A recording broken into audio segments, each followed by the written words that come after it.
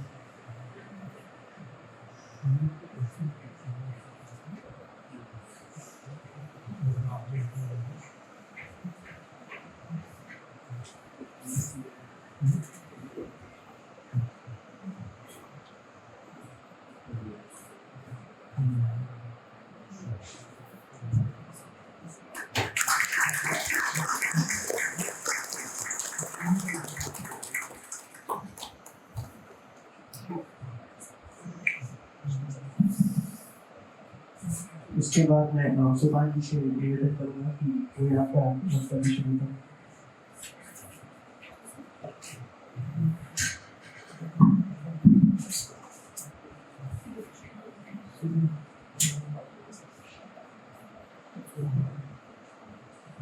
खासकर जो लोग स्टाफ के यहाँ पे लगे हैं पहले उनको नमस्कार। और साथ में ये याद दिलाना कि खोटे सिक्के लौट के भी आते हैं। तो मैं जब आप लोगों की उम्र का था तब व्यवस्थित खोटा सिक्का ही था और शायद गाड़ी उससे बहुत आगे बढ़ी नहीं है।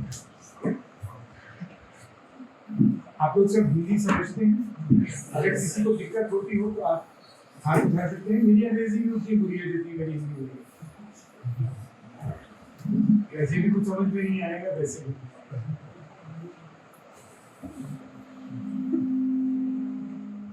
कोई दूसरा माइक खोला है क्या? ठीक है, आवाज ठीक आ रही है? यस। मैं पत्रकार हूँ और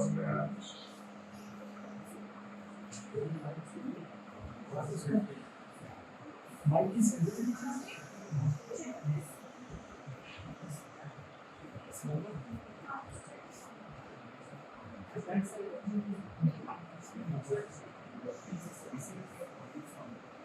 हाँ उसका ठीक है।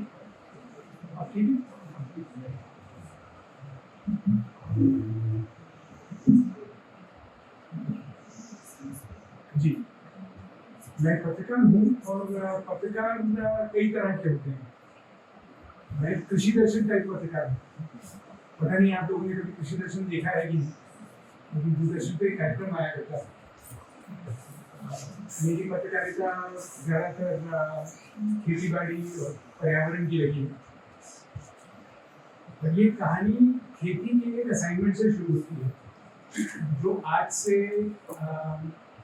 लगभग 19 साल पहले मुझे मिला था।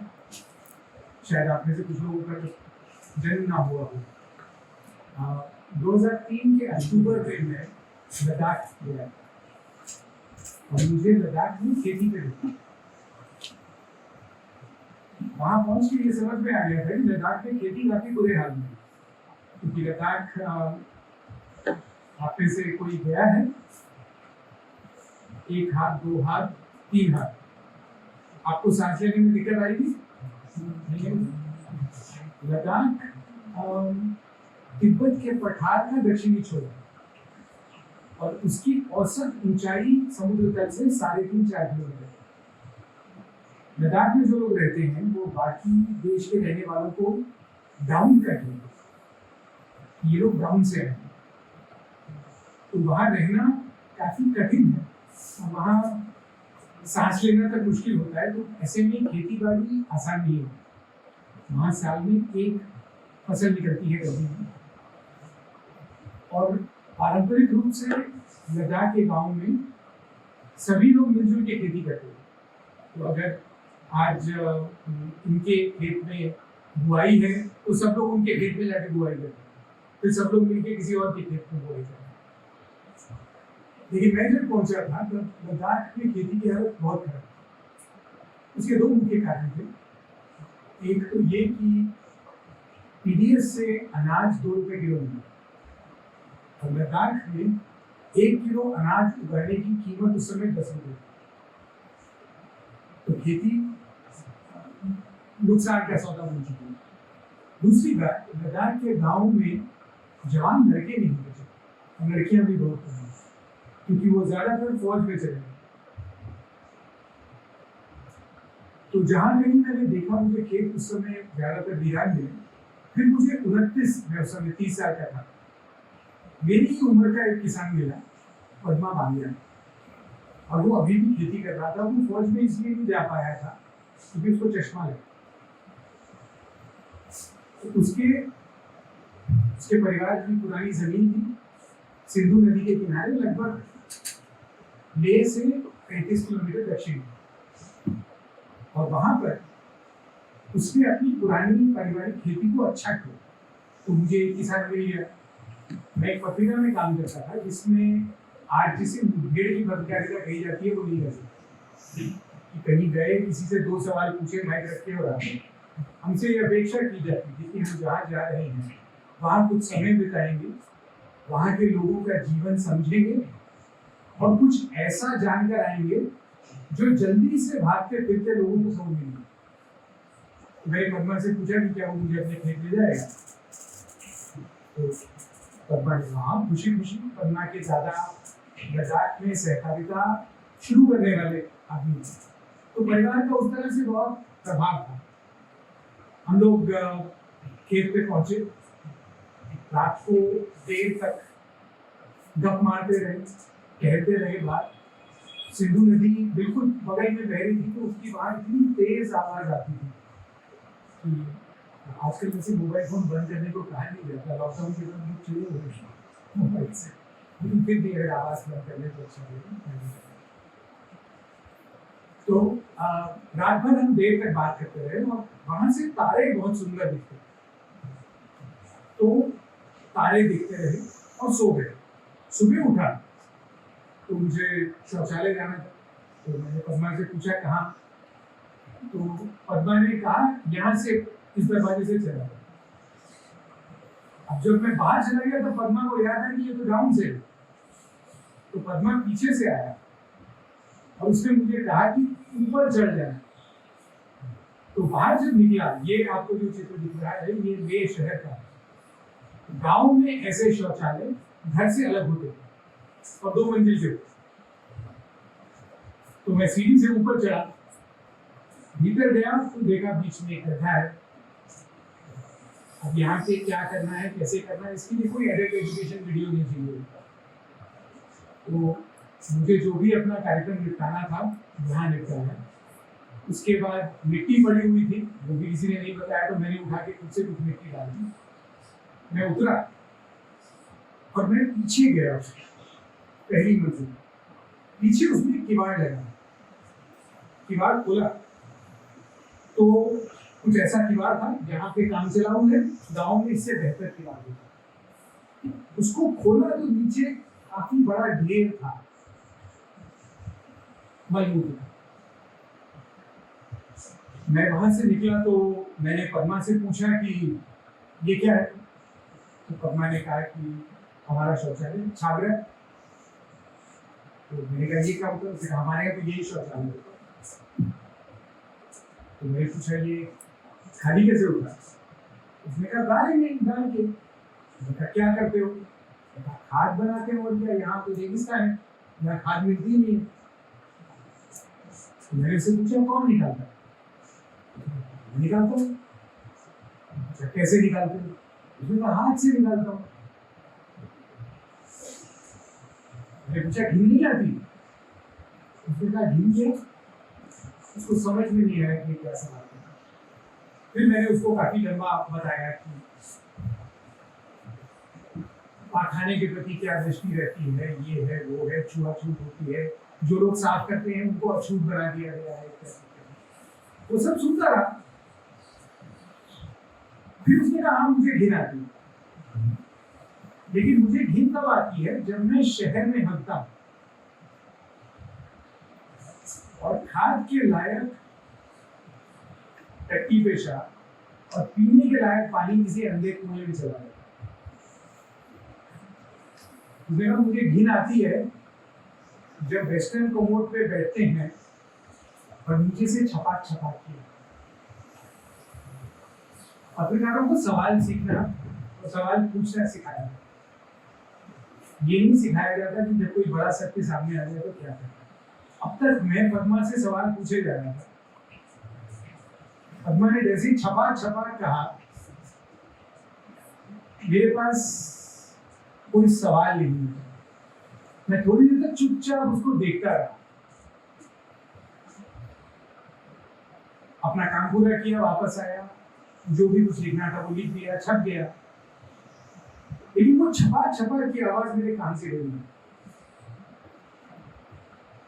और मैं जहाँ काम करता था वहां कई दूसरे ऐसे रिसर्चर्स थे, पत्रकार थे, जो जल प्रदूषण पे काम करते थे और उनके पास इसकी बहुत सारी सामग्री थी बताने के लिए कि हमारी नदियों का, हमारे तालाबों का कबाड़ा सबसे ज्यादा मेरे पानी से। तो मैं खुद देखता रहता था, मैं खुद खेती पे देखता था, तो मुझे ये पता था कि भारत की उपजाऊ मिट्टी में से उपजाऊपन कम होगा। हर साल लगभग 10 लाख टन उर्वरक हमारी मिट्टी से कम है। मैं जगह जगह जाके किसानों के साथ बैठता था, तो उनसे पता लगता था कि देखो मिट्टी हमारी पहले वाली बात नहीं है। तो मुझे ये छपा छपा की आवाज बार बार आने लगी और मैं उस आवाज को सुनने लगा। तो मैं नई दृष्टि से काफी चीजें देखने लगा और इसके कुछ साल बाद मुझे लद्दाख से दूसरे छोर तमिलनाडु जाने का अवसर मिला। तमिलनाडु में मुझे एकदम आधुनिक और नया किस्म का शौचालय मिला। ये आपके सामने जो है इसे इको सैन कहते हैं। इकोलॉजिकल सैनिटेशन का छोटा शब्द। इसको बनाने वाले एक स्वीडिश आर्किटेक्ट हैं जिनका नाम है उनो विंडब्लाट, जिन्होंने इसे इथियोपिया में 70 के दशक में बनाया। उनो के एक मित्र हैं पॉल कैल्वर्ट, जो केरल में मछुआरों के साथ रहते हैं और वो एक तरह के मरीन इंजीनियर हैं। तो वो मछुआरों के गांव में रहते थे और वहां पे खुले में पाखाना पड़ा रहता था। तो उन्होंने उनो विंडब्लाट का शौचालय दिया, लेकिन वो हमारे यहाँ काम नहीं करता, क्योंकि अफ्रीका में लोगों को पाखाना जाने के बाद अपना पिछवाड़ा पोंछने की आदत। दुनिया धोने वाले और पोंछने वालों में बटी हुई है। आपने पाया होगा इस तरह से काफी बात होती है कि दो तरह के लोग होते हैं दुनिया में, पजामा पहनने वाले और लुंगी पहनने। इस तरह की दो तरह के लोग होते हैं, जो पाखाने के बाद पोंछते हैं और जो धोते हैं। तो हमारे यहाँ जो कि धोने का कायदा है, तो मैं आपको इसमें दिखा देता हूँ। उनो विंडब्लाट ने जो टॉयलेट बनाया था वो इतना, और इसका अंतर ये है कि इसमें आप देखेंगे भाग आगे की तरफ। हमारे शरीर की रचना ऐसी है, चाहे स्त्री हो चाहे पुरुष, कि जब हम पाखाना करने बैठते हैं तो पेशाब आगे जाता है। तो उनो विंडब्लाट ने डिजाइन ये होती है, तो उनो विंडब्लाट ने ऐसा शौचालय बनाया जो पेशाब को अलग निकाल दे और मल को नीचे सूखा करता है। पॉल कैल्वर्ट ने इसको लिया और केरल में, क्योंकि लोग पाखाना जाने के बाद धोते हैं, हम में से ज्यादातर लोगों के, तो उन्होंने इसके पीछे ये तसला लगाया। आप में से कोई यहाँ पे है जो खुले में शौच गया है? मैं पत्रकार हूँ, मैं जेसीएस पे गया हूँ, जंगलों के बीच गया हूँ, बाढ़ के इलाके में गया हूँ। तो जो भी लोग बाहर गए हैं उनको एक अनुभव हुआ होगा कि पाखाना निपटने के बाद आगे सरकना पड़ेगा धोने के लिए, क्योंकि अगर आप आगे नहीं सकेंगे तो हाथ सड़ जाएगा। तो उसका जो जिन लोगों को बाहर जाने की आदत होती है उनको सरकने की आदत होती है। तो पॉल कैल्वर्ट ने जो इकोसैन का वेरिएंट बनाया, उसमें पाखाना जाने के बाद पीछे सरकना धोने के लिए, और वो पानी धोने का पानी थोड़ा सा ही होता है। अब आप देखेंगे इसमें क्या हुआ, पेशाब अलग हो गई, एक डब्बे में चली गई, पाखाना मल सूखा नीचे एक कोठे में बंद है और धोने का पानी अलग हो गया। इसका मूल सिद्धांत हमारे शरीर से है। हमारे शरीर में मल को निकालने का द्वार अलग है और पेशाब को निकालने का अलग है। इसका कारण क्या है? क्योंकि शरीर इनको अलग अलग तरह से इस्तेमाल करता है। जो हमारे हाथों से निकलता है उसमें मुख्यतः कार्बन होता है और उसमें बहुत बैक्टीरिया होते हैं, वायरस होते हैं। पेशाब से जो निकलता है उसमें ज्यादातर नाइट्रोजन और फास्फोरस, यूरिया। अगर आप इनको इकट्ठा कर लें तो ये खाद है।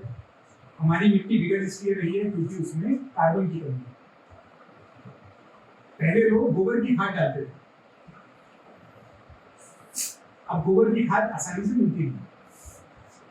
तो उसी को पकड़ के बैंगलोर के तमिलनाडु के एक सुब्बुरामन साहब, ये उनका क्षेत्र तिरुचिरापल्ली में, उन्होंने इसका एक ऐसा तरीका बनाया जिसमें अब दिक्कत तो होगी कि एक अगर कोठा भर गया तो आप पखाना किधर जाएंगे। तो उन्होंने ऐसा इंतजाम किया, एक ही तसला बनाया जिसमें आप इसके ऊपर बैठ के शौच जाएंगे, पेशाब यहाँ से इकट्ठा होगा, मल इसके नीचे गिरेगा। जब ये भर जाता है तो ये ढक्कन उठा के इस पे रख देते हैं, इसको बंद कर देते हैं, ये इस्तेमाल करते हैं। जब तक ये भरता है तब तक इसमें जो मल मौजूद है वो टूट के खाद बन जाता है और मैंने इसको अपने हाथ से निकाला। उसमें कोई दुर्गंध नहीं होती, वो मिट्टी की तरह। अब आप देखिए लद्दाख का जो छागरा है वो पारंपरिक चीज है, पता नहीं कितने 600-800 साल से इस्तेमाल होगा। और ये एकदम आधुनिक शौचालय है जिसमें स्वीडन का इंजीनियर है, कोई इंग्लैंड का मरीन इंजीनियर है, इथियोपिया है, केरल है, बिल्कुल आधुनिक चीज है। लेकिन दोनों का विचार एक ही है। दोनों के पीछे विचार ये है कि हम जो भी खाते हैं वो मिट्टी से आया है। प्रकृति का नियम ये है कि जो जहां से आया है वहीं लौटना चाहिए। तो प्रकृति का नियम ये है कि जो मिट्टी से निकला है वो मिट्टी में वापस है। और हमने एक ऐसी व्यवस्था बना दी है जिसमें हम जो मिट्टी से निकलता है उसको पानी में डालते हैं। यानी हमारी खेती हर जमीन बंजर हो रही है, हमारे जल स्रोत दूषित हो रहे हैं और हम अपने आप को चकाचक साफ रखते हैं। आपको मैंने अभी इको सैंड दिखाया, तमिलनाडु से, यहाँ कोई बिहार से है, चंपारण से कोई है, उत्तर बिहार से है। उत्तर बिहार में कहां से है? सीतामढ़ी से। सीतामढ़ी भी नदियों के वैभव का इलाका है, बड़ी नदियां हैं वहाँ। बिल्कुल ये गंडक नदी के पास है, नेपाल की सीमा के।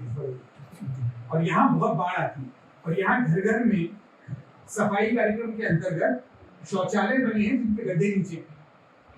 और जब बाढ़ आती है तो गंडक नदी का पानी उसमें आ जाता है और वो सब पैर के ऊपर आए।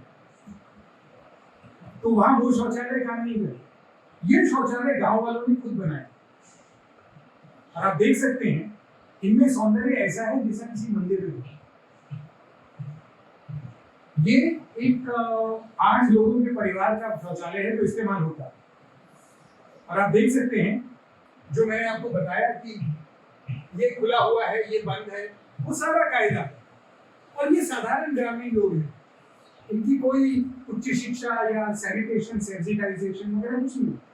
उनको पता है कि हम नीचे नहीं डाल सकते और दूसरा अगर उसको ऊपर पकड़ के रखेंगे तो हम इससे अपनी मिट्टी को उपजाऊ कर सकते हैं।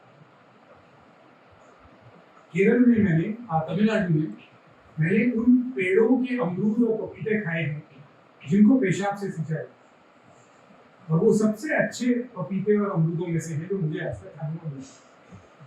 तो प्रकृति के नियम के हिसाब से एक व्यवस्था बिल्कुल पारंपरिक, दूसरी एकदम आधुनिक, लेकिन दोनों का विचार एक ही है कि जो मिट्टी से निकला है वो वापस मिट्टी में जाए। ये चंपारण में ही वो शौचालय बनाया जा रहा है और आप देख सकते हैं इसमें तसला ऐसे रहे, एक कोठा ये है, एक कोठा ये है, जो अलग अलग है, लेकिन ऊपर से ये कमरा एक ही है ऐसा। और आपको इतने साफ मैं नहीं जानता, यहाँ के शौचालय में अभी ठीक से देख नहीं पाया हूँ, लेकिन इतने साफ मुझे कोई सार्वजनिक शौचालय नहीं दिखता जितने इन ग्रामीणों के अपने बनाए हुए शौचालय। इसके लिए कोई डिग्री नहीं चाहिए, कोई प्रोग्राम नहीं चाहिए, उनको खुद से किया। कुछ लोगों ने आगे समझा दिया, बना के देखा, पहली बार गलती हुई, दूसरी बार उस गलती को सुधार दिया। इस तरह के नैसर्गिक वातावरण में आपको ये शौचालय मिलेगा और गांव के लोगों को बंद जगह जाना अच्छा नहीं। तो मैंने ऐसे शौचालय देखे जो ऊपर से खुले भी रखे जाए ताकि उसमें प्रकृति में रहने का आभास हो, हवा चलती रहे। बेंगलोर में, मुझे पता नहीं आप लोग ये जानते हैं कि नहीं, हमारे शहरों में आधे से ज्यादा आबादी ऐसे लोगों की है जिनके शौचालय किसी नाली से जुड़े हुए हैं, शहरों में, गांव की बात नहीं, यानी वो नीचे किसी गड्ढे में इकट्ठे होते और गड्ढों को खाली करना होता है। तो गड्ढों को खाली करने के लिए ऐसे नए आधुनिक तरीके बैंगलोर के लोगों ने खुद से, साधारण लोगों ने तैयार कर दिए हैं, जो वैक्यूम पंप से शौचालय का गड्ढा खाली करते हैं और उसे फेंकेंगे कहाँ, क्योंकि इसके कोई नियम तो है नहीं, सरकार ने तो उसको बनाया नहीं। तो धीरे धीरे उनको ये समझ में आया कि किसान इसे मांगते हैं, क्योंकि किसानों को पता है कि ये खाद है। किसान ये जो ट्रक, इस ट्रक को हनी सैलड ट्रक कहा है, बहुत सुंदर नाम है, शहद चूसने वाला ट्रक। और उसको खाली करने के लिए किसान ऐसे हैं जो अपने खेत पे बुलाते हैं, लेकिन वो पूछते हैं कि ट्रक कहां से आया, ऐसा क्यों, कोई बता सकता है? सर वो मोस्टली जो एलिट कॉलोनीज वगैरह से या ज़्यादा कमर्शियल लेवल से आता है, तो उसमें केमिकल वेस्टेज वगैरह ज़्यादा एकदम ठीक है। उनका, किसानों को ये पता है कि जो बहुत महंगे इलाके से इस तरह का नाली का पानी निकाल के लाते हैं, उन घरों में बहुत सारे बाथरूम साफ करने के रसायन इस्तेमाल होते हैं। कई उनके नाम हैं, आप लोग जानते ही होंगे। और उसके इश्तिहार आते हैं टीवी पे, जिसमें बताया जाता है कि बैक्टीरिया राक्षस है जो आपको खा जाएगा, तो आपको इससे बचना पड़ेगा। कोई ये नहीं बताता कि ये बैक्टीरिया कहाँ से आया, आपके शरीर से तो आया। तो किसान अगर महंगी जगह से आया तो उसको मना कर देगा, वो कहते हैं अगर साधारण बस्ती से है तो ले आओ, क्योंकि वो लोग इतनी दवा नहीं डालते अपनी नाली में। यानी जो लोग मिट्टी से और पानी से जुड़े हैं, उनका आचरण विज्ञापनों से तय नहीं होता, उनका आचरण अपनी मिट्टी पानी से तय होता है। और वो उनको कोई पर्यावरण के सबक नहीं चाहिए अपना जीवन अच्छा करने के लिए। इनको पता है कि उनका जीवन उसी मिट्टी पानी से। ऐसी ही व्यवस्थाएं बड़ी भी होती हैं। बैंगलोर में एक संस्था है CBD नाम की, जो डीमॉट्स नाम के एक विचार के आधार पे ऐसा मैला पानी साफ करने के छोटे छोटे कारखाने बनाती है, जो किसी एक मोहल्ले या एक बस्ती या एक दफ्तर के लिए काम है। इसमें यह होता है कि पानी से, यहाँ पे सूखे शौचालय नहीं, तो पानी से मलमूत्र बहता हुआ उसको साफ करने का तरीका क्या होगा? आखिर ये मलमूत्र कहाँ से आ रहा है, आया कहाँ से? नले पानी में जो मलमूत्र है वो कहाँ से आया?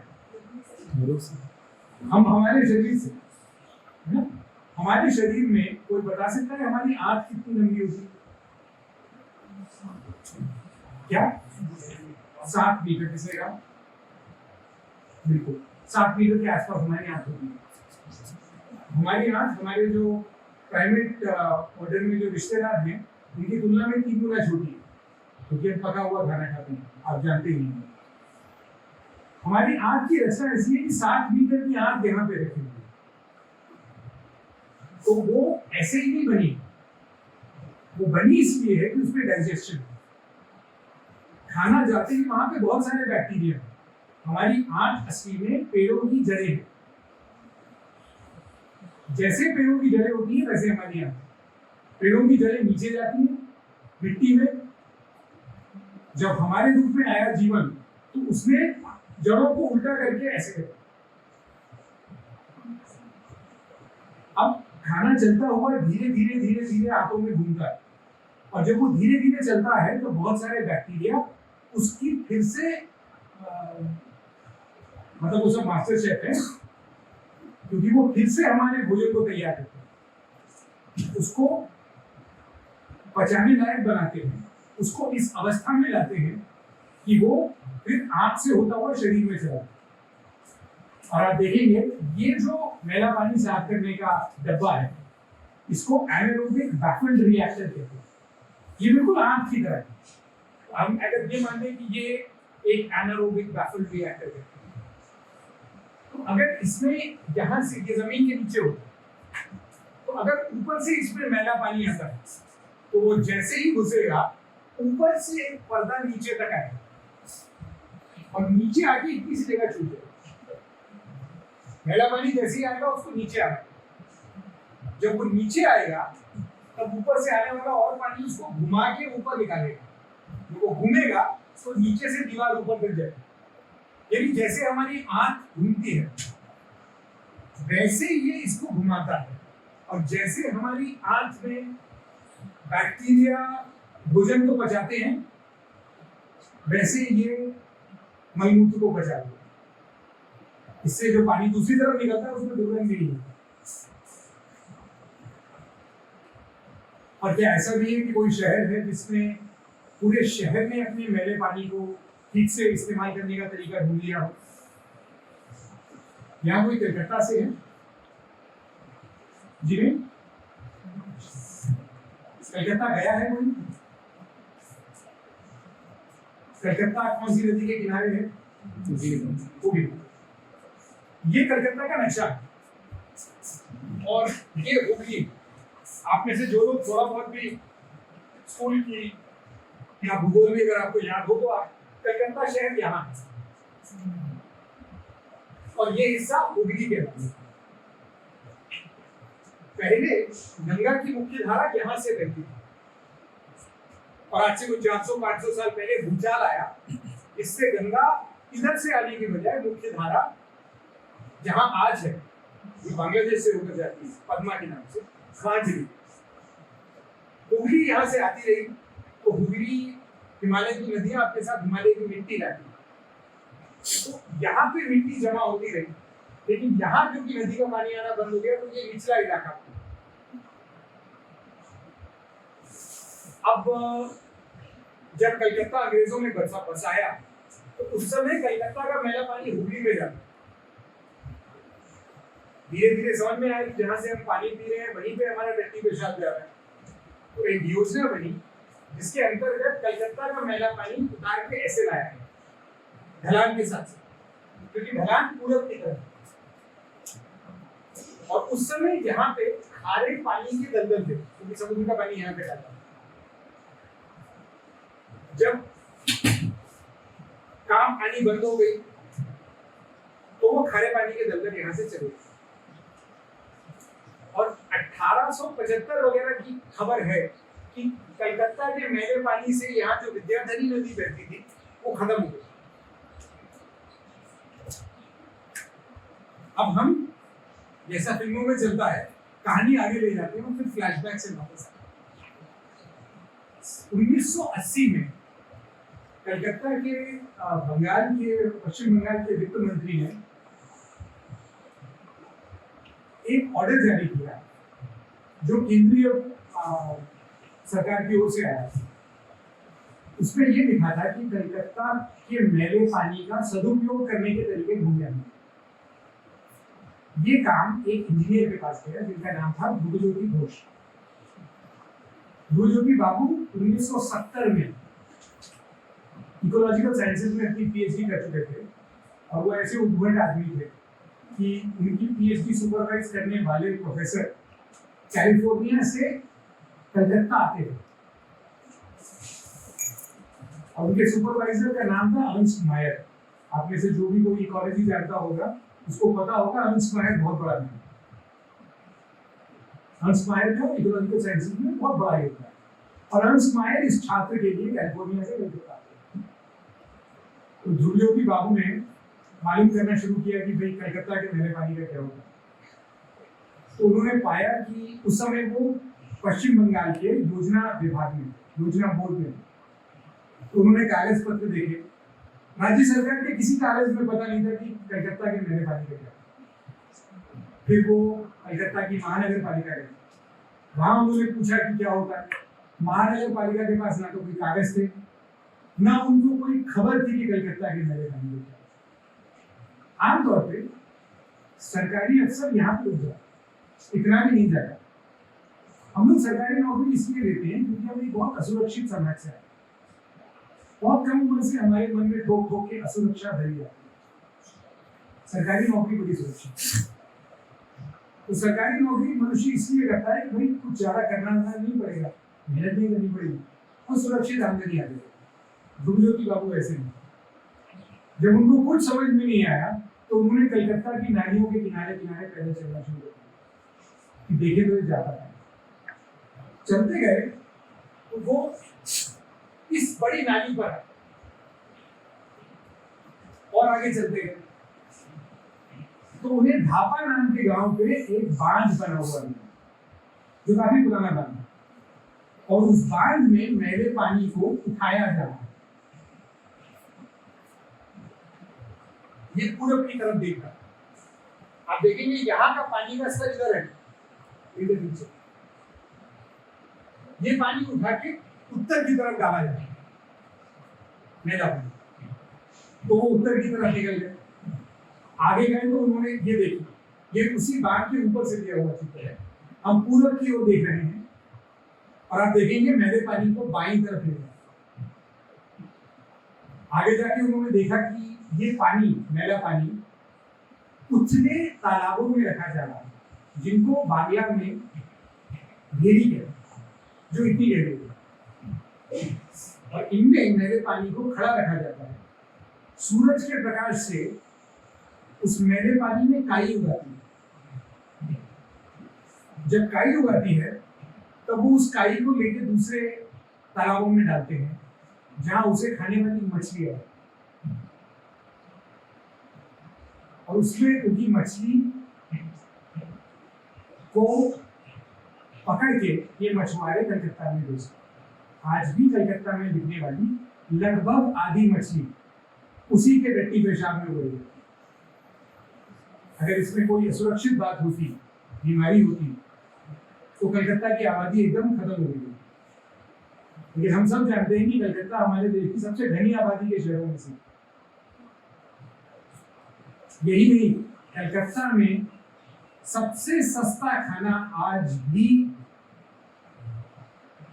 सबसे पौष्टिक और सस्ता खाना सड़कों पर मिलता है। उसका कारण यह है कि एक बार जब पानी से मछलियां उग जाती हैं तो मछलियां उसमें से काफी सारे पोषक तत्व निकाल देती हैं।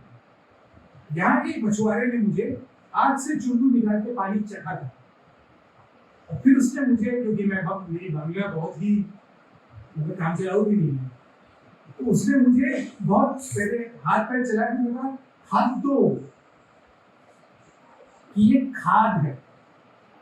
और जैसे ही उसने मुझे कहा खाद है, तो मुझे ध्यान आया कि खाद तो खाद्य से जुड़ा हुआ शब्द, यानी जो हमारे शरीर से निकलता है वो किसी और का खाद्य है, और जो कोई और निकाल रहा है वो हमारा खाद्य है। प्रकृति ऐसे ही काम करती है, और हमें प्रकृति ने बनाया। ये इतनी सुंदर रचना है, और इन मछुआरों से आप मिलेंगे, बिल्कुल साधारण लोग हैं।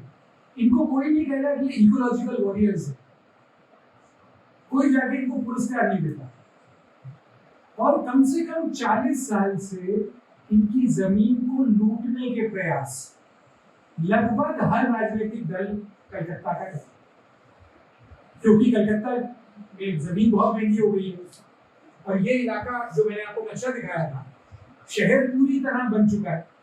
यही नहीं, आप लोगों ने देखा कि कुछ समय पहले कौन से शहर में बाढ़ आई थी?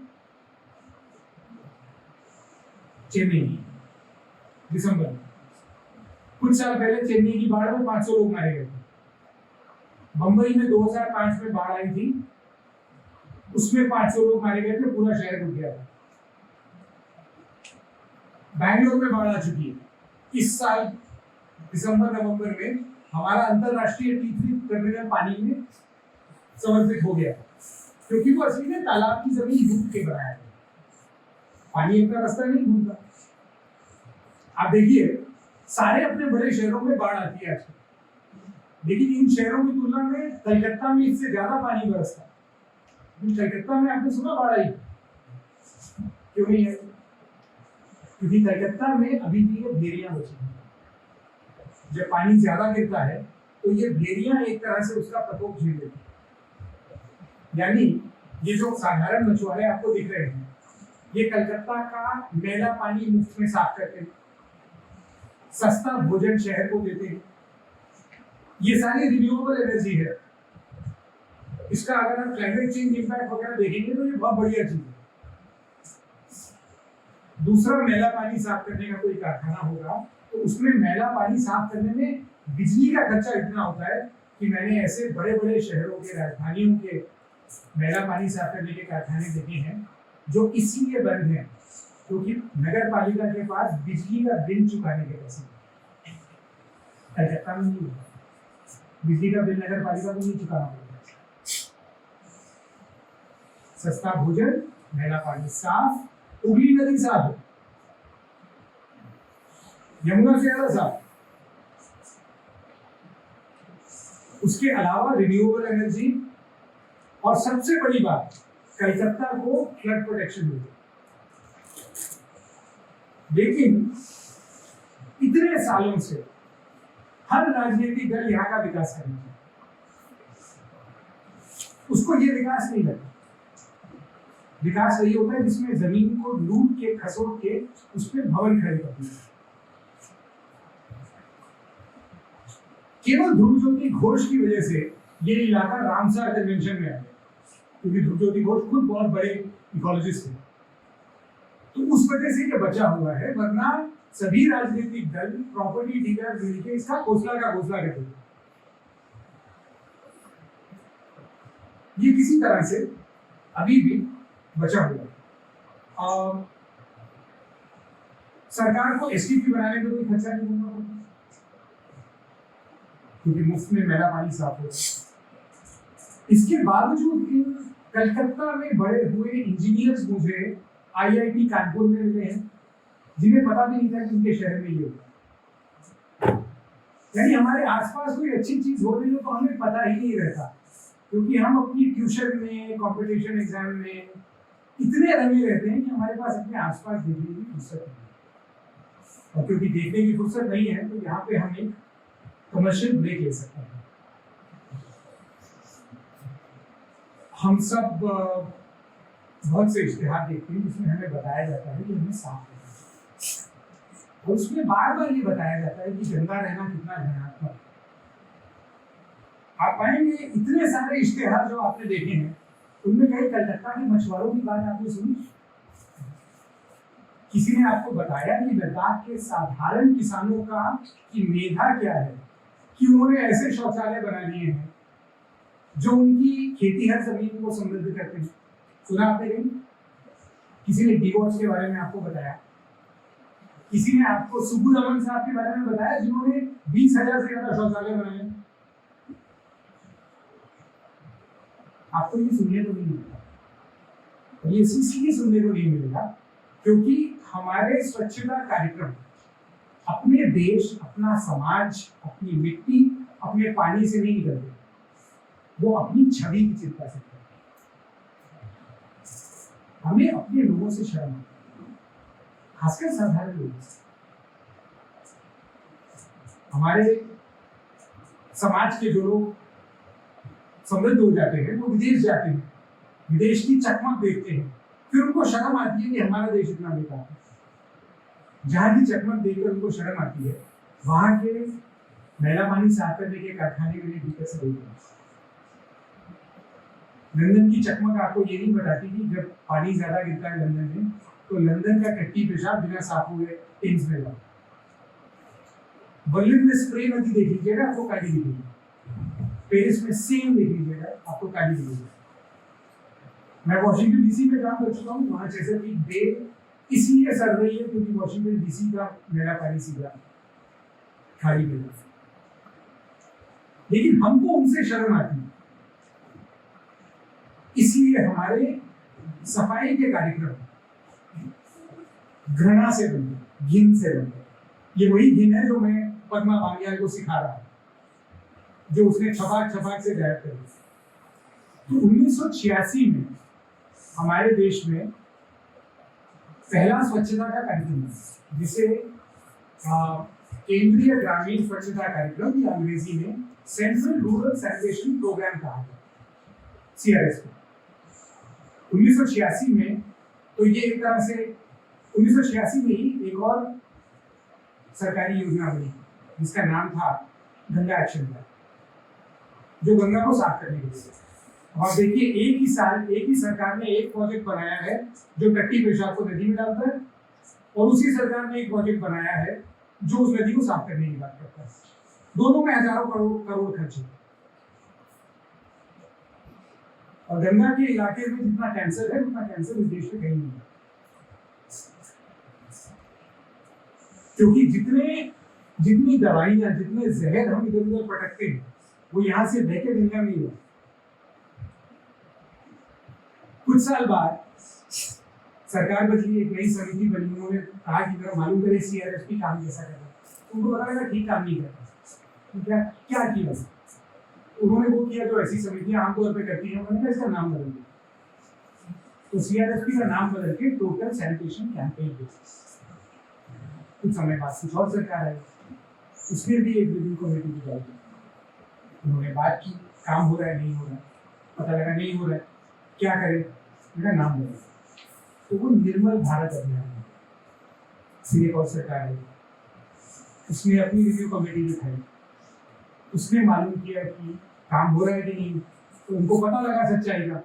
उन्होंने कहा अच्छा चलो नाम बदल के स्वच्छ भारत मिशन। अब देखिए नाम बार बार साफ हो रहा है, नाम की सफाई हुई, लेकिन कहीं हमको ये भी सोचना पड़ेगा कि सफाई नाम की ही होगी। ये इसका सबसे नया अवतार है। हमारे प्रधानमंत्री ने इसे गांधी जी के जन्मदिन पर शुरू किया था। उसका चिन्ह गांधी जी का चश्मा है। हम ये प्रयास करते हैं कि हम गांधी जी के चश्मे से देखें, और इसके लिए मैं आपको एक सुझाव देता हूँ। आप सभी मोबाइल धारी लोग हैं, गूगल मैप्स आप सबके पास है। गूगल मैप्स पे आप वजीराबाद दिल्ली एंटर कीजिए।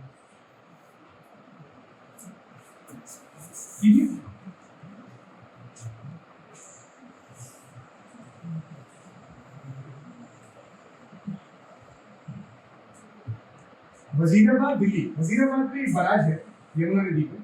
वजीराबाद पे यमुना दिल्ली में घुसती है। वजीराबाद के उत्तर में जमीन हरियाणा की और दक्षिण में दिल्ली की। खुल गया? कुछ दिख रहा है आपको? आपको ये दिख रहा है, ये वजीराबाद का बराज है, यहीं पे पास में ये वजीराबाद का बराज। इसको आप थोड़ा बड़ा करके देखेंगे, आपको पता लगेगा कि स्वच्छ भारत क्या है। बराज के ऊपर नीला पानी जो दिल्ली सारा बाहर निकाल, इस पे ये पानी ज्यादा दिख रहा है। इस समय आप जाके देखेंगे तो इतना पानी भी नहीं होगा, यहाँ नदी सूख चुकी। और उसके 200 मीटर नीचे नजफगढ़ नाला गुड़गांव तक का मैला पानी निकाल के यमुना में डालता है। नजफगढ़ नाला जिसे आज कहते हैं, वो पहले काफी ठीक ठाक नदी हुआ करती थी, साहिबी नदी कहते थे। और ये यमुना तक, दिल्ली तक यमुना पश्चिम की ओर बह रही है। दिल्ली पहुंच के यमुना घूमती है। इसका कारण यह है कि दिल्ली अरावली पर्वत श्रृंखला का जमीन से ऊपर दिखने वाला आखिरी हिस्सा, जो इसी विश्वविद्यालय के में आके भूमिगत हो जाए। अरावली यहाँ पे जमीन के नीचे चले गए, तो इसके ऊपर इस तरफ जमीन नदियों का मैदानी इलाका है, इस तरफ अरावली।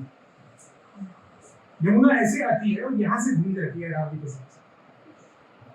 इसीलिए बार बार राजधानी दिल्ली में बनाई गई।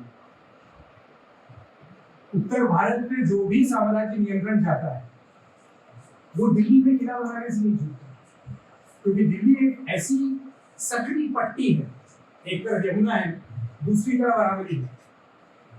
इस सकरी पट्टी में अगर आप किला बनाएंगे तो आपको केवल उत्तर और दक्षिण दिखेगा। उत्तर भारत में इतनी सुरक्षित जगहें बहुत कम होंगी, उसके बावजूद कोई भी साम्राज्य दिल्ली में बचा नहीं, क्योंकि कोई भी साम्राज्य दुनिया में कहीं नहीं बचा। साम्राज्य क्या, कोई राज्य नहीं बचा। कोई राष्ट्र नहीं हो सकता। समय किसी राष्ट्र को छोड़ता नहीं है, लेकिन समाज बचा हुआ है।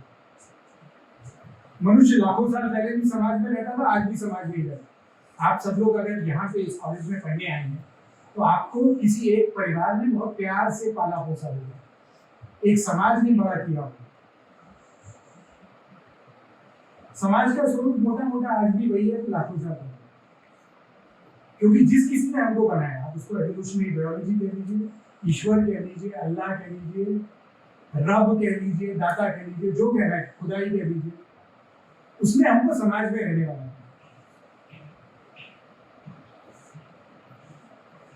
दिल्ली की यमुना 22 किलोमीटर की है और शायद भारत में किसी भी नदी के हिस्से में ये सबसे ज्यादा प्रदूषित है।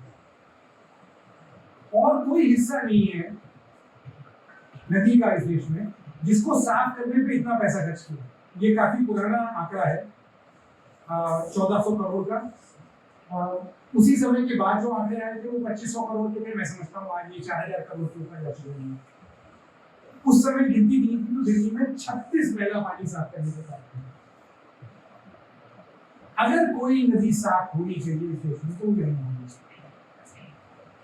चाहिए, क्योंकि दुनिया में आज तक मैले पानी के कारखाने को ठीक से चलाना सभी के लिए मुश्किल है, हमारे यहाँ तो बहुत ही मुश्किल है। और ये सच्चाई स्वच्छ भारत मिशन आपको नहीं बताएगा, ये निर्मल भारत अभियान नहीं बताएगा, ये टोटल सैनिटेशन कैंपेन नहीं बताएगी। इस गंदगी की कीमत कौन चुकाता है? मैं आपको एक अदालती मामला बताता हूँ। हाईकोर्ट में एक केस आया, शायद सन 2002 में दिल्ली हाईकोर्ट में आया होगा, जिसमें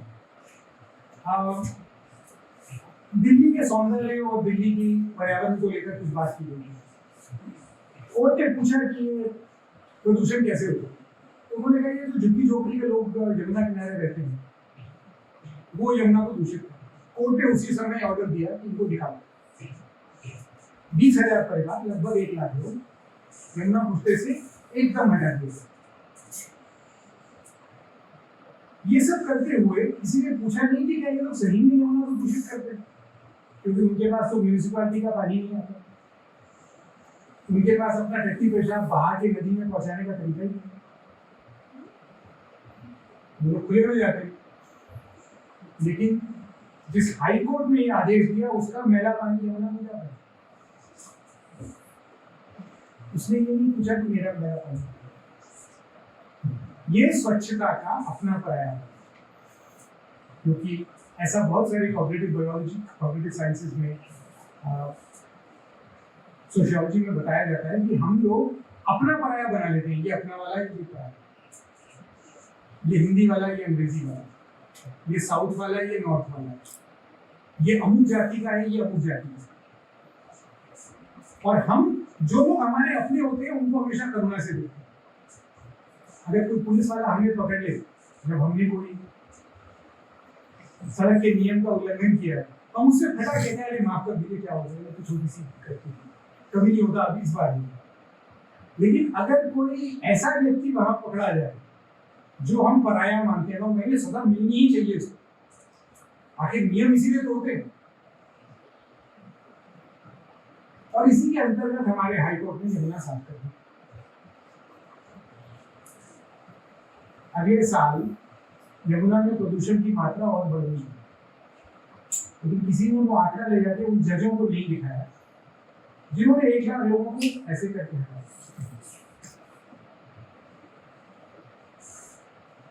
यानी सफाई में हम किसे गंदा मानते हैं और किसे साफ मानते हैं, वो इस पे निर्भर करता है कि हम अपना किसे मानते हैं और पराया किसे मानते हैं। तमिलनाडु का दृश्य है और आप देखेंगे कि इसमें सरकारी योजनाएं सही में काम करती हैं। इसमें पीछे शौचालय आपको दिखेगा जो स्वच्छ भारत कार्यक्रम में बनाया गया है, और आपको हैंडपंप मिलेगा जो पेयजल कार्यक्रम के अंतर्गत बनाया है, और वो दोनों अगल बगल में बनाए गए। तो शौचालय का मैला पानी हैंडपंप से ऊपर आता है, इसीलिए हैंडपंप पे आपको एक धब्बा दिखेगा भूरे रंग का। सरकार ने अपनी विनम्रता में ये भी बता दिया कि इसका पानी मत पीना। यानी एक तरफ बगल बगल में भूजल को दूषित करने का इंतजाम है और इधर भूजल को धोने का इंतजाम।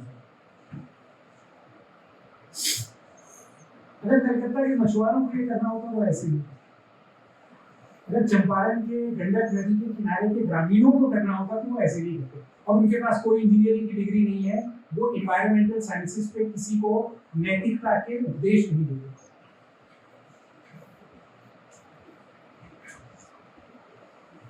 शौचालय काम करते हैं। जिन विद्वानों ने इसका अध्ययन किया है उन्होंने इस तरह की बातें कही लिखी हैं कि हमें ये पता है कि शौचालय बनाने से स्वच्छता आ जाएगी, ये जरूरी है।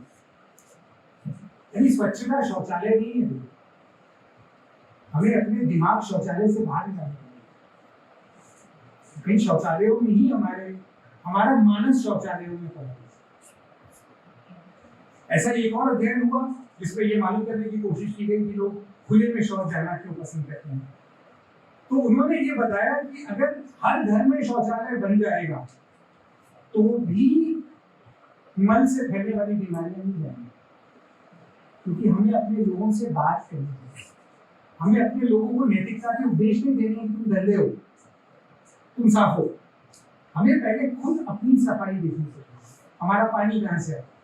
हाईकोर्ट क्यों अपना मैला पानी यमुना में डाल सकता है? क्योंकि हाईकोर्ट के पास सस्ता पानी है। सस्ता पानी कहाँ से आया? दिल्ली यमुना को निचोड़ती है, गंगा से गढ़मुक्तेश्वर से पानी आता है। भाखड़ा परियोजना बनाते समय दिल्ली को पानी देने की बात थी और रेणुका नदी पे हिमाचल में बांध बनाने की बात हुई है जहां से दिल्ली पानी लेगी। दिल्ली सबका पानी लूटेगा और दिल्ली तो राजधानी है। दिल्ली की नगर में हर बड़ा शहर पानी लूटने वाला शहर है और हर शहर में जो उसके अपने जल स्रोत थे, अपने कुएं थे, तालाब थे, छोटी बड़ी नदियां थी, उनको या तो पाट दिया है और वहां टी3 टर्मिनल बना दिया, या जो नदियां थी उनमें से एक मेरे घर के बगल से बहती है, जो पहले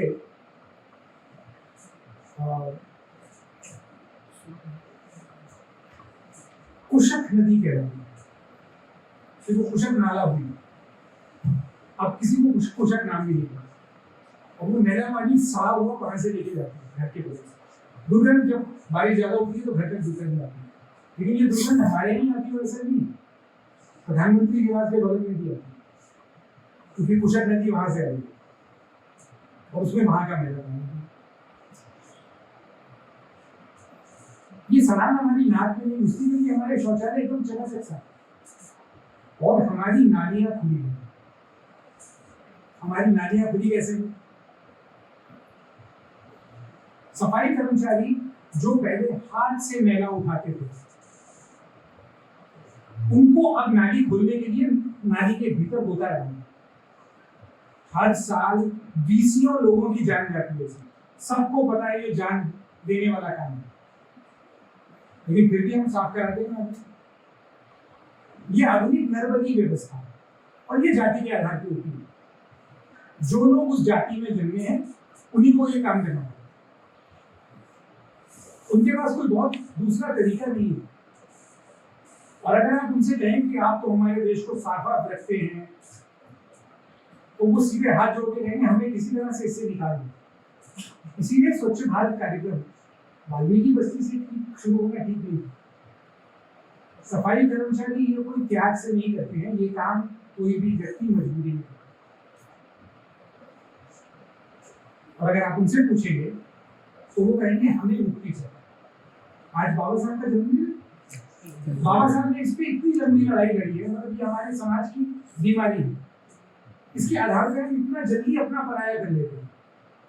सफाई कर्मचारी तो हमारे अपने हैं, वो इसीलिए है, जिस माँ ने उनको जन्म दिया हो इसीलिए जन्म दिया है कि वो हमारी नाली साफ करने के लिए उसके भीतर गोता लगाए। और अगर मुश्किल है तो मत।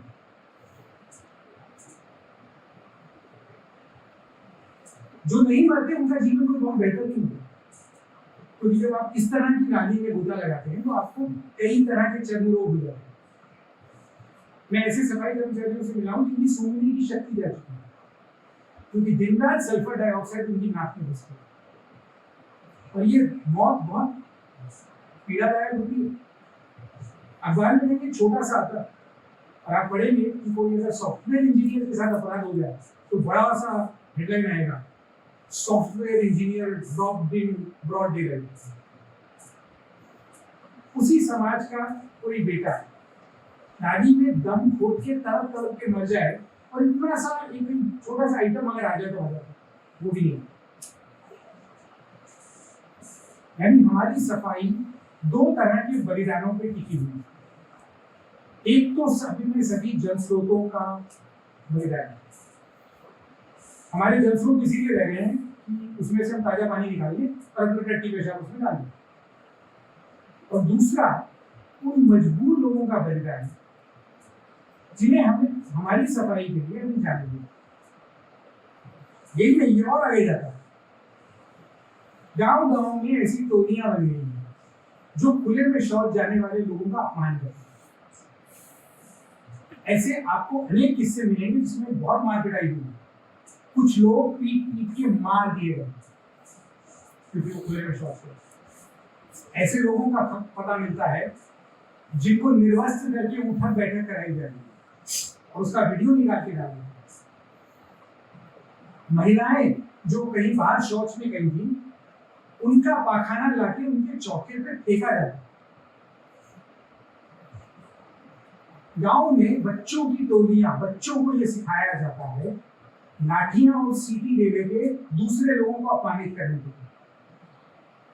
और ये सब हम करते हैं गांधी जी के चश्मे के चिन्ह। गांधी जी ऐसा व्यवहार पराये लोगों के साथ नहीं करते, जो उनके विरोधी थे उनके साथ नहीं करते। आज हमने अपनी सफाई के नाम पे अपने लोगों के साथ भी दुर्व्यवहार शुरू किया।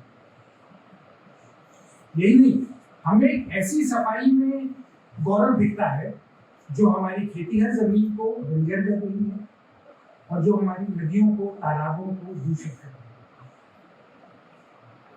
जल थर्मल इसका बोध दिलाने का छोटा सा प्रयास। इसमें आपको कोई पॉलिसी एडवोकेसी नहीं मिलेगी, किसी के लिए कोई उद्देश्य नहीं है। उन लोगों के अनुभव है जो खुद काम करते हैं, क्योंकि सीखने का सबसे अच्छा तरीका पुराना यही रहा है कि जिन्होंने किसी चीज को करके सिद्ध किया है उनसे जाके सीखो। आप लोग घृणा आधारित स्वच्छता को अपने भीतर जगह नहीं करने देंगे, इस प्रार्थना के साथ मैं अपनी ये बात पूरी करता हूँ। और अगर किसी का कोई सवाल हो तो मैं जवाब देने की कोशिश करूँगा, नहीं जानता तो आपसे माफी मांगूंगा। आप लोगों ने इतने शांति से सुना, आपका नमस्कार।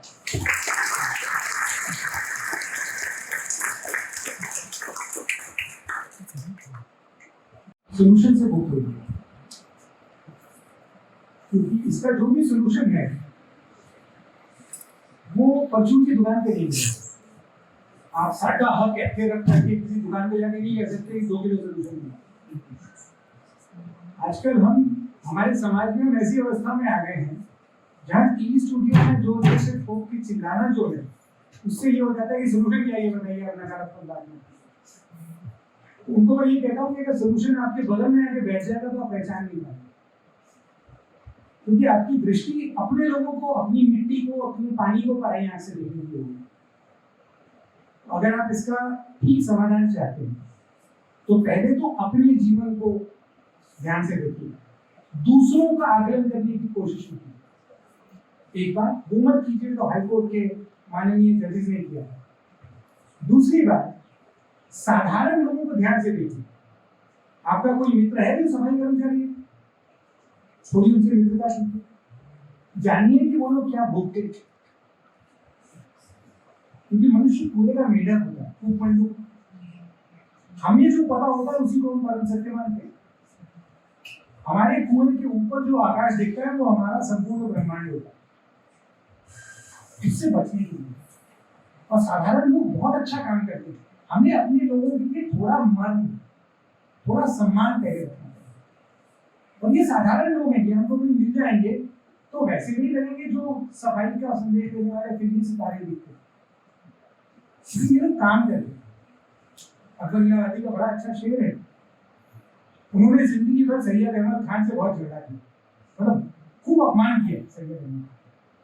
सैयद अहमद खान जब मर गए तो अकबर इलाहाबादी ने लिखा, हमारी बातें ही बातें हैं, सैयद काम करता था, न भूलो फर्क जो है कहने वाले करने वाले। तो हमारे आसपास बहुत सारे कहने वाले हैं जिनको ये मुगालता है कि वो करने वाले हैं। मैं भी कहने वाला हूँ, लेकिन मुझे ये गुमान, मतलब मुझे मुगालता नहीं है कि मैं करने वाला हूँ। जो करने वाले हैं उनसे मैं आपका संपर्क करा सकता हूँ। अपनी आंख सबसे पहले बदलिए करें। हम अपने लोगों को कैसे देखते हैं, अपनी मिट्टी को कैसे देखते हैं, अपनी नदियों को कैसे चलेगा? पास फेल कर सकते हो, कोई दिक्कत नहीं है, यहाँ बहुत फेल किया है। कोई और पूछना चाहेगा कुछ? जी आप कहें। मुझे आपसे पूछना था, जैसे आपने कुशाल नदी के बारे में बात करी, वो आपके घर के पास है और उससे दुर्गंध भी आती है। मेरा उससे थोड़ा सा ऐसा है कि स्थिति वैसी है कि यहाँ पे जो मैं पीजी में रह रही हूँ वहाँ पे नजरगढ़ ट्रेन जाते हैं, जैसे आपने वो वाली बात भी टच करी, तो उसकी दुर्गंध भी है तो पीजी तक भी आती है। और जैसे आपने ये बताया था कि लोग शहरों की चकाचौंध में ये भूल जाते हैं कि उसकी जो गंदगी है उसको देखना भूल जाते हैं, और आपने जनरल सबकी बात करी। उसी तरीके से मेरे साथ भी एक इंसिडेंट हुआ कि मैं किसी को उसे लाती हूँ, अपनी फ्रेंड को लेकर गई, तो उनका एक ये विचार था कि आप तो बहुत गंदे पीछे में रह रहे हैं, यहाँ तो बहुत गंदगी है। तो वहाँ पे ये बात भी मुझे खटकी कि लोग दिल्ली के चकाचौंध में थोड़ा सा उसे इधर रहकर ये नॉर्थ कैंपस की खूबसूरती को देखते हैं और उसको नहीं देख पाते। तो मुझे इसमें आपका भी विचार सुनना था कि आपकी जो नदी है उधर, तो उसकी दुर्गंध आती है, तो आप उसके आपने कभी कोई स्टेप लिया? क्योंकि मुझे भी इसमें इंटरेस्ट था कि अगर मैं कुछ उसमें जो नजर कर रही है उसकी दुर्गंध को, या फिर वहाँ के जो लोग हैं उनके अगर जीवन को थोड़ा सा अगर भी सिद्ध कर पाते हैं किसी तरीके से उसकी सफाई करने से, तो वो कैसे कर सकते हैं, या फिर उसमें क्या? मैं आपको वही बताऊंगा जो मैंने अच्छा काम करने वालों से सीखा, उसके अलावा कुछ नहीं। जो लोग अच्छा काम करते हैं इस बारे में, वो कभी दूसरों के लिए मॉडल नहीं बनाते और वो सोल्यूशन नहीं ढूंढते। उनका अपनी मिट्टी से, अपने पानी से, अपने मोहल्ले के लोगों से सीधा संबंध है। सुब्बू रमन साहब का प्रभाव इतना इसलिए है क्योंकि जिस समय दूसरे लोग बैठ के टीवी देखते रहते होंगे या कुछ और करते होंगे, सुब्बू रमन साहब जा जाके घरों में लोगों से मिलते हैं, और जिन लोगों से मिलते हैं उनसे उनका रोज का संबंध है। तो वो सीधा पूछ लेते हैं कि अम्मा क्या हुआ, लड़के के लिए तो लड़की ढूंढ रही थी, मिली कि नहीं, शादी में मुझे बुलाना, मिठाई देना। तो जब कोई अपना कोई बात कहता है कि उसका असर है। और अच्छा काम पर्यावरण का वहां हो सकता है जहां किसी समाज के संबंध अच्छे। देखिए, आप अगर कुछ कर रही हैं जिसका नुकसान है, मुझे आपको रोकना है, मैं आपको नैतिकता के भाषण देके नहीं रोक सकता, लेकिन मैं आपको तब रोक सकता हूं जब आप मुझे अपना मानेंगे। हम अपनों को रोक सकते हैं, परायों को नहीं रोक सकते। तो हमें एक तो ये पराया पर जो लोग अच्छा काम करते हैं वो किसी के लिए मॉडल नहीं बनाते, सोल्यूशन नहीं ढूंढते। एक बात, उनके आपस में संबंध अच्छे हैं, मतलब मोहल्ले के लोगों का उनको नाम पता होता है। आपका जो पीजी है उसके अगल बगल के घरों में कौन रहता है आपको नहीं अंदाजा होगा, क्योंकि शहरों का जीवन ही ऐसा। बिल्कुल, मैं आपको ये नहीं कह रहा कि ये आपकी गलती है, शहरों का जीवन ऐसा है। शहरों में भी जहाँ अच्छा काम होता है वहाँ लोग मोहल्ले को एक दूसरे को जानते हैं। सबसे सुरक्षित मोहल्ले वो होते हैं जहाँ रहने वाले एक दूसरे का ध्यान रखते हैं, और जहाँ लोग एक दूसरे का ध्यान रखते हैं, एक दूसरे का सम्मान करते हैं, वो लोग समाज है। वो भीड़ नहीं है, वो मिल के कुछ अच्छा कर सकते। तो अगर आपको समाज में कुछ भी अच्छा करना है तो पहले आपको संबंध अच्छे करना है। देखिए, पानी का काम, समाज का काम जो भी पहले होता था उसके कुछ नियम थे। उनमें से एक ये होता था कि जब तालाब की सफाई करनी है तो गांव के लोग वहां आके भोजन करके जाते हैं। उसके लिए शब्द है गोठ लगाना, गोष्ठी। गोष्ठी का मतलब मिलना है, और लाश है, उल्लास है, साथ में बैठ के खाना खाया और सबने मिलकर तालाब साफ कर दिया। ये वो लोग कर सकते हैं जिनमें एक दूसरे के लिए प्यार है, जो एक दूसरे से पहचान पत्र नहीं है। ठीक है, चलता है। पास फेल, बड़े उदार छात्रों ने सभी पास कर दिया। जी सर, दो छोटे छोटे सवाल है। पहला तो सर ये है कि जो सफाई की एक परिभाषा है, आपने इस किताब में भी लिखी है, और गांधी जी के लिए सफाई का जो एक था, अभी बहुत सारे केमिकल 99% बैक्टीरिया जो आपने बताया, तो आप सफाई को कैसे देखते हैं? उसकी क्या परिभाषा तो मैं नहीं कहूँगा, लेकिन किस तरह से देखते हैं, उसके क्या आयाम होने चाहिए? पहली चीज़ ये। दूसरी चीज़ ये है कि जो STP वगैरह की आपने बात की, तो उसमें हम सर, मैं पेशे सिविल इंजीनियर हूँ, और उसमें होल टू पार्ट हम मोस्टली देखते हैं कि टोटल डेली का कितना है, और फिर डेली के बाद नॉट डेली का कितना है। जैसे बहुत सारे यहाँ पे भी इन्वायरमेंट की बहुत सारी सोसाइटीज लोग कॉलेज में बनाते हैं, उन्हें कॉलेज का पूरा नहीं पता होता है कितना वो वेस्ट जनरेट कर रहे हैं। फिर कॉलेज में अपने डिपार्टमेंट का नहीं पता होता है कि कितना वेस्ट जनरेट कर रहे हैं, न सिर्फ सॉलिड वेस्ट बल्कि ये भी वाटर वेस्ट हो रहा है। तो मुझे लगता है कि पार्ट टू होल भी इस चीज को देखा जा सकता है, जो आपने जापान का उदाहरण दिया था टोक्यो का, तो उस पर आपका वो कुछ है? पार्ट टू होल को करना इसलिए कठिन है कि हम हिंदुस्तानी लोग स्वभाव का सरकार पे भरोसा नहीं कर सकते। हम वो लोग हैं जो अपने जन्म की तारीख गलत दिखाते हैं। हमारा घर पे एक नाम होता है, बाहर एक और नाम होता है। बाहर जाके हमको आदर्शवाद के नारे सिखाए जाते हैं, घर पे हमको कहा जाता है अपनी जाति के लोग ही अपने होते हैं। मनुष्य सभी जगह डबल स्टैंडर्ड रखता है, लेकिन उसकी ऐसी बढ़िया साधना हिंदुस्तान में है। मतलब हमारी परवरिश ही दोगले बनी हुई है। तो हम सब चाहते हैं कि हमें पानी बहुत सारा मिल जाए, लेकिन हम मैला पानी कितना पैदा करके फेंक रहे हैं वो हमसे कोई नहीं पूछता। तो ये ध्यान रख के काम करना है। सामाजिकता की बात मैं इसीलिए कह रहा था कि जहां लोग सामाजिक हैं वो एक दूसरे को कुछ बताने से डरेंगे नहीं। लेकिन आपको दिल्ली में शायद ही कोई भवन मिलेगा जिसमें नगर पालिका के सभी नियमों का पालन किया जाए। बहुत समय पहले दिल्ली के एक जॉइंट कमिश्नर ट्रैफिक थे, कामरान कुछ नाम था उनका, मैं किसी काम से इंटरव्यू करने गया था। उन्होंने बड़ी बहुत बढ़िया बात की। उन्होंने कहा था कि हम हिंदुस्तानी लोग स्वभाव से डिफाइंड हैं, कंप्लाइंट नहीं। अगर हमको नियम बताया जाए तो हमको उसको तोड़ने का तरीका नहीं। उसके ऐतिहासिक कारण है, ये हमारे स्वभाव में जो भी होगा। लेकिन जहां समाज इस अवस्था में है, वहां आप इंजीनियरिंग का गणित लगा के आपको लगता है कि आप कुछ ठीक कर देंगे। भाई आपका जो उसका सामने का गणित है वो तो पहले कैसा कीजिए, पीछे का गणित बाद में होगा। लोग कितने हैं, हमें अपने लोगों से शर्म आती है। अगर अपने लोगों से शर्म आती है तो फिर हम उनसे बात कैसे करेंगे? फिर तो सफाई घृणा आधारित हो जाएगी। सफाई की आपने बात कही, सफाई की जरूरत बस्ती के बाद आती है।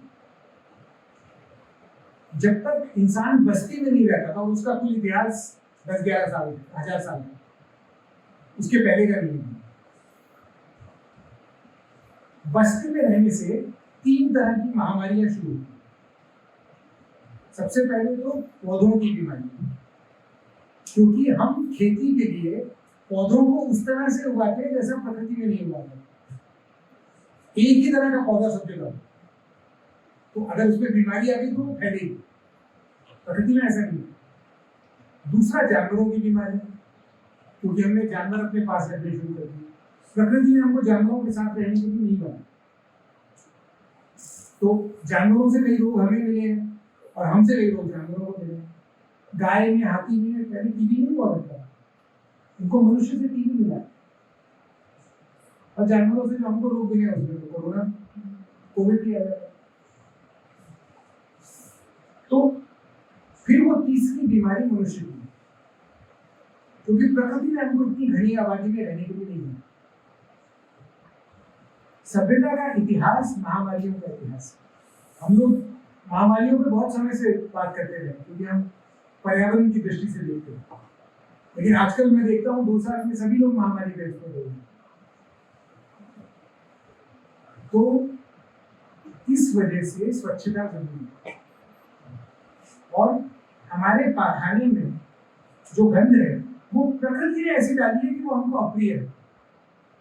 तो जब germ theory of disease prove नहीं हुई थी, उसके हजारों साल पहले से सभी सभ्यताओं में ये बात दिखेगी कि पाखाना करके थोड़ा दूर जाए। बाइबल में इस पे नियम लिखे हुए,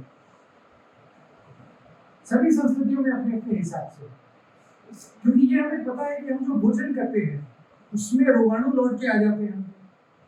हालांकि ये सिद्ध तो 1876 में जाके हुआ। रॉबर्ट कोख नाम के एक डॉक्टर थे जर्मनी के, जिन्होंने जर्म थ्योरी प्रूव की। तो उसके बाद सफाई जरूरी है, ये पक्का है, क्योंकि हम प्रकृति ने जिस अवस्था में हमें रहने के लिए बनाया उसमें हम नहीं रहते। तो हमें सोच समझ के अपनी सफाई का इंतजाम करना पड़ेगा। तय हमें ये करना है कि हम उस सफाई को घृणा पे आधारित रखना चाहते हैं या प्रेम। अगर प्रेम पे आधारित रखेंगे तो पद्मा मांगेल का छपा के, उसको तो उसमें दौलत दिखती है, कहते इसको बर्बाद कर दे, इसमें ताजा पानी डाल दे, ये तो कर दे। ये प्रेम आधारित स्वच्छता। घृणा आधारित स्वच्छता होगी तुम बड़े गंदे हो, मैं साफ। ये जो अपना पराया है ये बहुत जहर है। और आप देखेंगे ये हमेशा ऐसा होता है कि जो अपने होते हैं उनको हम करुणा से देते, जो जिनको हम पराया मानते हैं उन पे हम कठोर से कठोर नियम चलेगा बस। स्क्रीन पे पोस्टर लगा था, जल्दी पड़ता, उसके बाद में चित्र डालूंगी, इस पे कलर हम बनाना। इसका क्या अर्थ है? उससे क्या, उसके माध्यम से क्या सही है? कला का अर्थ नहीं।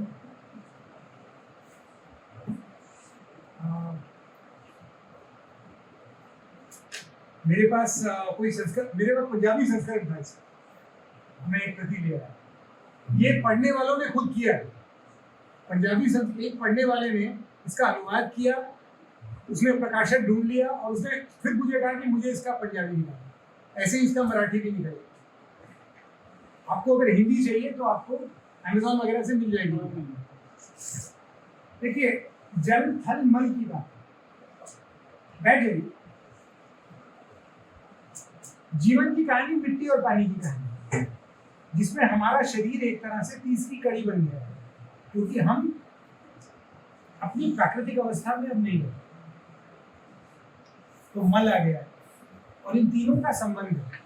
ये संबंध या तो हम घृणा से देख सकते हैं या प्यार से देख सकते हैं। तो ये लोटा जो है ये जल थल और मल तीनों का संयोग है। आप किताब देखेंगे तो आपको ये साफ हो जाएगा।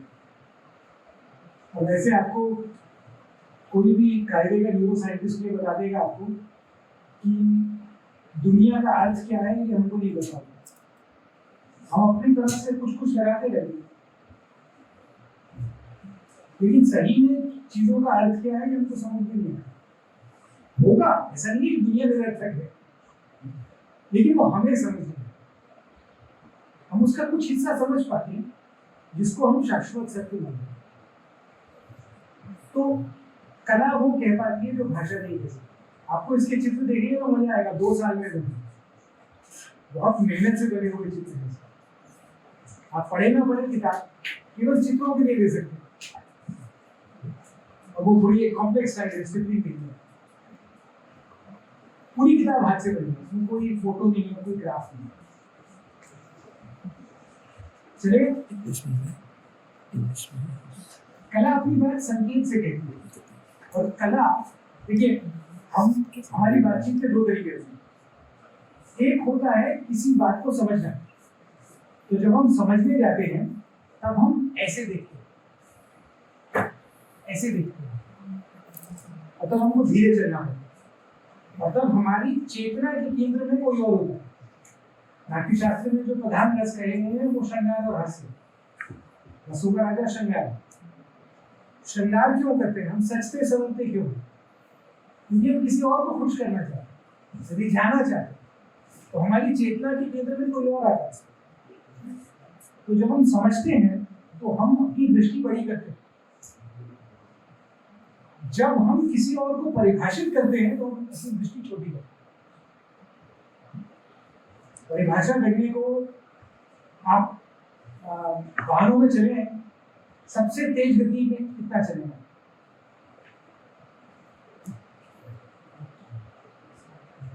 150। 150 आपने चलाई है कभी कोई वाहन 150 को? आपको आसपास क्या दिखता है? बिल्कुल एक बिंदु दिखती है सड़क पे आगे, और कुछ नहीं दिखता। परिभाषित करना किसी चीज को वो प्रवृत्ति है। और कॉग्निटिव साइंसेस में ये बताया जाता है कि मोड अलग अलग। जब हम कॉग्निटिव मोड में होते हैं तब हम सामने वाले को समझना चाहते हैं। जब हम एनालिटिकल मोड में होते हैं तब हम सामने वाले की परिभाषा करना चाहते हैं। और हम में से किसी को नहीं अच्छा लगता कि कोई और हमारी परिभाषा करे। हम हमेशा चाहते हैं कि दूसरे हमें समझे, लेकिन हम दूसरों की परिभाषा करते हैं। अरे उसका बताता हूँ, मैं बताता हूँ वो कैसा है, तुम नहीं जानते, है ना? इससे बचने की जरूरत। और कला हमको खुलती है। अच्छी भाषा कला के पीछे जाती है। साहित्य में जो भी बड़े बदलाव आए हैं वो कला से आए। रेनेसांस पेंटिंग से शुरू होता है, सिंबलिज्म, इम्प्रेशनिज्म, मॉडर्निज्म, ये चीजें कला के पहले होती है। इसीलिए कला केवल एक कला नहीं है, कला जीवन भी है। चलेगा कुछ